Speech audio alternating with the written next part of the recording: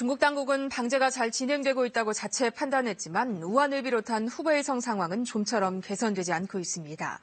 코로나19 최일선에서 치료를 진두지휘하던 병원 원장이 끝내 숨져 안타까움을 자아내고 있습니다. 베이징에서 강민수 특파원입니다. 우한시가 전격 봉쇄되기 하루 전날인 지난 1월 22일 오후 우창병원은 최초의 코로나19 거점 병원으로 지정됐습니다. 우창병원의 류지밍 원장은 도시가 봉쇄되면서 물밀듯 밀려들어오는 환자들을 직접 진료해왔습니다.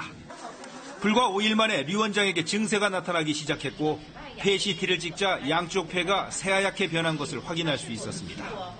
증세가 호전되는 듯 했지만 지난 14일부터 갑자기 호흡 곤란이 시작됐습니다.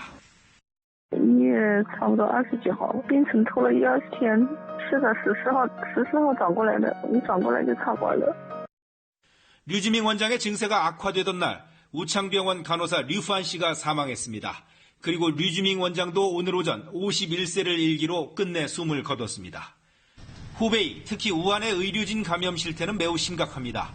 사태 초기 코로나19의 전염성을 간과했기 때문이고 강한 전염성을 확인한 이후엔 방호복과 의료용 마스크 등 물자 부족으로 고통받고 있습니다.